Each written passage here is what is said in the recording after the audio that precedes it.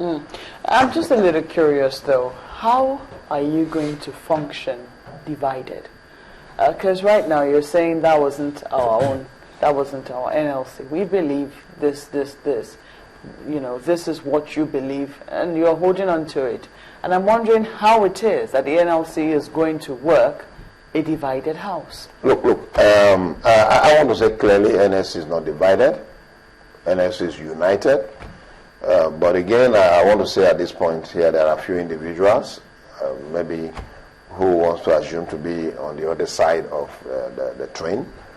But like I said clearly, NLC today, we are not averse to the removal of subsidies. We have said clearly, if you want to remove subsidy, these are the terms and the things that must be done. Again, it's very clean and very simple to do for government. Today, you've seen from the budget, there is a 0% allocation to subsidy payment. And then there's a template we have where the only means of survival in the nation's economy is bringing this product for now, for Nigerians to run through the economic activities. What are we supposed to do? What is our template? Custom charges are there. NPA charges are there. So some of these taxations, what you need to do is to drop the taxation because they are all imputed. Yeah, we get that point. But the thing is this. Who is going to lead workers on May Day? Well, let me say today on May Day, Commander Joe Ajaero is going to lead Nigerian workers on May Day. We are not mindful of the factional positions of, 1 or 2%, as leaders of NLC, maybe assuming to say, look, we are occupying the Abuja office of the NLC. But I'll say clearly here that the Nigerian labor movement operates anywhere. There are affiliate unions. And the affiliate unions are also secretariats, also to the unions. But there has to be a national office. It can be anywhere. We can sit down anywhere to discuss. Yeah, that's why today we can also hold our activities in hotels. We can also hold our activities in conference centers. Hotels. We can also, yes, we do whole meetings. We also do whole meetings sometimes, in some hotels where we think we don't have the environment. So what can we refer to as a national office? Today, our national office here is in Lagos. We're operating right now in although our secretariat, the Olajuwon's office of NLC, is under renovation, and so we've not been able to move in there for now. But again, we're operating on from the affiliate offices to address some of these issues. And May Day is taking place. Like today, we're going to have good governance work today in Lagos. I think we're preparing at least by 9 o'clock. We should be on the road. So what would you do? What would your union do? Your group or faction, if, say, the president, either this or the president-elect, when he eventually assumes office, decides to recognize a group, not your group?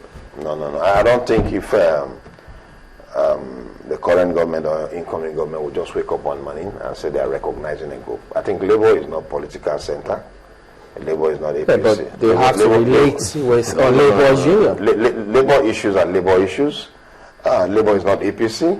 Labour is not neither PDP. No, that's not what we're suggesting. What we're saying is this. The government of the day will always relate to or with a Labour group. No. In a real government settings, what we know of, where there are issues, government has a role of mediating.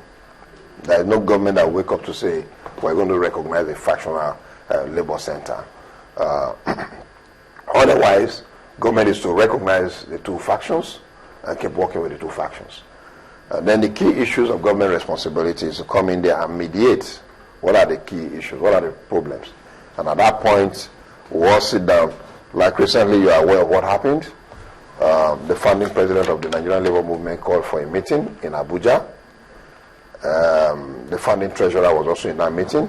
In fact, the meeting was initially initiated alongside with the veterans, with Adams Oshiomhole, the governor of Edo State, who is also a veteran today, former president of Congress. And that meeting was to take place in Benin. Later it was shifted to Abuja. And he was expected to be part of that reconciliation meeting. where Asomuni was also seated. But he never attended that meeting. What he did was to go to NLC, Secretariat in Abuja, and then use his phone to call Ayuba Wabba to meet him up at the National Secretariat, where the elders, the veterans were all seated to discuss these issues. And then the next thing we saw in the media was to issue a press statement. And this is an institution that has also built him to where he finds himself today. And I believe it amused me as an individual because I see Adams Oshiomhole as one of my icons as a young man growing up in the movement as well. To have said, look, Adams is doing great.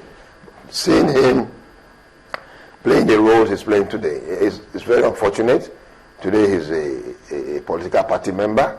He's a leader in APC. He's a governor under APC. But remember, Adam did not start being a governor. He did not just say today he's the governor of APC.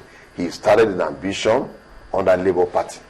From Labour Party, he moved away from Labour Party. Is your grounds against him now, or is against, because he tried to intervene? He came into your party matter when the elections were not free and fair, as it were, and there were crises. They decided to hold another one in Abuja. It didn't seem you were a part of that election. It seemed like you came to Lagos to hold yours. Yeah, let me say this, for the benefit of Nigerians and Nigerian workers out there.